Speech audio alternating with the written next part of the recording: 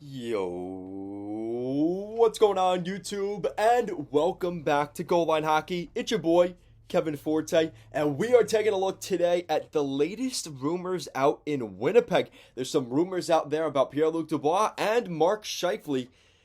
Guys, if you have a Mark Schiefele jersey, it might become an ancient artifact here in the not-so-distant future. We'll be looking at that today. So, of course, the jersey I have, right? This is the guy that's going to get traded. This is how this stuff works. Mark Schiefele, number 55 of the Winnipeg Jets. There has been a lot of interesting stuff with the Jets recently. Ever since the Patrick Laine stuff was going on, I've had my questions necessarily about the Winnipeg Jets core. Now, we've heard some things about the core of this team maybe being a little bit reluctant to the rookies or the younger players. Like back in the day, Patrick Laine was kind of exiled out of the locker room and really wasn't able to develop with that group. And a lot of that, again, this is rumor. I don't want to get too far down this path, but it's stuff I've heard more than once. That Blake Wheeler and Mark Schiefele in particular, those two guys under Paul Maurice, kind of had the locker room by the balls. Including Paul Maurice, including everybody else, there seemed to be some divide there, and it was a locker room led by Schiefele and Wheeler. Now, Blake Wheeler has 3 years left on his contract and a full no movement clause. And any talk of that getting out, plus the fact that he's making a lot of money, $8.25 million up until the summer of 2024. A lot of teams probably won't touch that with a 10-foot pole. Not to mention, he's also 35 years old, just to add salt to the wound there. But Mark Schiefele, though, he has a modified no-trade clause. He's in the prime of his career, 29 years old, and he's making just a shade over $6 million per season. That's a lot more attractive of a guy to bring in. He was drafted in the 7th overall pick in the first round back in 2011 of the Winnipeg Jets. And you're looking at his contract. He's in the second year of this modified no trade clause. So he's in the the sixth season of an 8-year deal. So going into next year, he will have 1 year and 2 full years left of his contract at 6.125. His contract he submits a list of 10 teams he cannot be traded to. So that means there are 22 teams that he could be traded to. So if you're looking at Mark Schiefele here, this is a guy that's a pretty good goal scorer, a good point producer, and he's been a really prolific guy in the organization for the Winnipeg Jets. Like I said, 29 years old. He grew up in Kitchener, Ontario. And he's been with the Jets since the 2011-2012 season. So over a decade, he's been, exactly 10 years, Mark Schiefele has been a member of the Jets. And what you're looking at here with Schiefele is a guy that can put up really good numbers. Right now, he's over a point per game. He's got 70 points in 67 games. Even last year, he put up 63 points in 56 games. The season before that, 73 points in 71 games. He's over a point per game player by a large margin. Now, a lot of that is assists. He's normally a 30 to 40 goal scorer, given a full regular season. But you're looking at a guy in Schiefele that, for making $6 million, is really, really good. And the Jets can get top dollar in terms of assets for him. So this is from Larry Brooks, a New York Rangers beat writer. Larry Brooks of the New York Post. He suggests the Rangers could kick tires on Jets forward Mark Schiefele. Again, could. So it's not that we've been hearing links to it.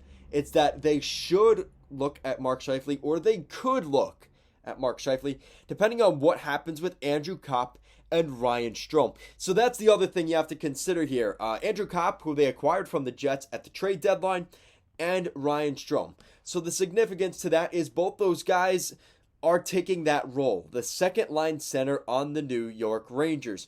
And you look at where the Rangers sit right now, you look at their current group that they have, it's a pretty loaded group, especially on the wings. But you're looking at right now, you have Chris Kreider, Mika Zibanejad, and Frank Vatrano on the first line, Artemi Panarin, Ryan Strome, and Andrew Kopp on the second line. And then the third line, you have Hedel and Rooney. Those are your bottom six centers. So you really don't have much depth behind Hedel. And I don't know if Hedel's necessarily a second line center yet, especially on what is going to be a playoff Rangers team this year. And the expectations will probably be higher next year, right? So if you lose Strome and or Andrew Kopp, that leaves some holes in your lineup. Now, I don't think it's that big of a deal on the wing. Kopp, who's playing on the wing, let's say Strome leaves in free agency. Then you put Andrew Kopp down the middle, and that's your second line center. You bring up Capo or Lafreniere to play in the second line on the right wing. Not that big of a deal. Now, if you lose Strome and Kopp, you put Kako or Lafreniere on that second line wing. You still need a second line center. So that's where Mark Schiefele maybe comes into the conversation. Now, here's the thing. You look at this group. You have Kreider and Panarin on the left side, Vatrano, Kopp, and Kako on the right side. Now, Kopp is, again, he's going to be there, but you're looking at Vatrano. I don't know if Vatrano is going to be on that first line forever. Maybe they're looking at Vatrano as sort of a Alex Tuck kind of player, right? Like he can score goals. He's playing with guys that are clearly more talented than him. But he kind of just fills that role really well. And he's actually played really well. I mean, he's been able to break in the puck. He's been able to get the puck over the blue line for the Rangers, creating offense. And really better than I thought he would be. He's the puck-moving guy on that line other than Mika. So, kind of interesting to see how that's played out, and not really the way I would have expected it to. But you're looking at a spot where Capo and Lafreniere, only one of those guys gets that spot on the right wing on the second line. There's not a lot of room there. So if, again, crazy, but if you were to trade one of those guys, or you were to trade one of the other guys, like a Hedel, in order to bring in a Schiefele, that's where things get interesting. Now, you're going to have to throw in one of those better young defensemen, whether that's a Braden Schneider. The way Keandre Miller's playing, do not trade him. Do not trade Keandre Miller. That would be the biggest mistake of Jeff Gorton's career so far with the Rangers. Now, you also have to remember that a guy like Sammy Blais is out. Now, if you trade Hedel, you don't need, you could put Sammy Blais back on that third line, and you're kind of done there. Your hands are your hands are clean. You trade Hedel, a young, promising guy, but if you have Mark Schiefele, he's ready and fully developed to win now as the New York Ranger, as a second line center, more so than a guy like Hedel. And you also have Sammy Blais, who could fill that void behind what Hedel left.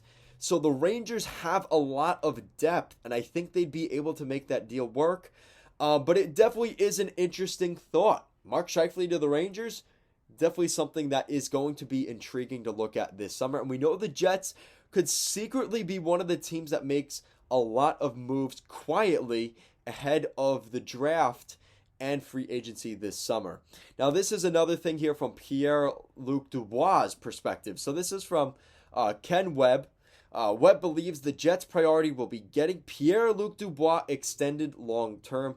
Pierre-Luc Dubois was the guy they traded for from the Columbus Blue Jackets. He's been a really good player there.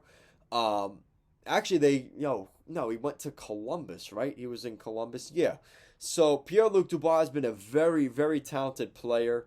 And is a guy that has been really thriving with the Jets. He came into camp this year. You saw a picture of him on his Instagram. Good Lord, he looks like an absolute monster.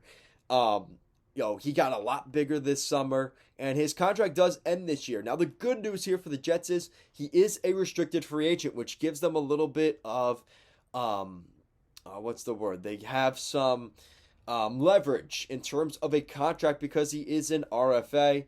He is still fairly young, only 23 years old, and he's making $5 million this year. So if you're looking at maybe 7 to 7.5 on his next deal, that's not too bad for a deal for Pierre-Luc Dubois. That's probably what you're looking at as well. So let me know what you guys think in the comment section down below. What do you think the number will be for Pierre-Luc Dubois in terms of the next contract, as well as Mark Schiefele? Do you see them trading him to the New York Rangers? And if so, what's the price that the Rangers will have to pay to get Mark Schiefele? Let me know. Guys, thank you so much for watching, and I will see you again next time.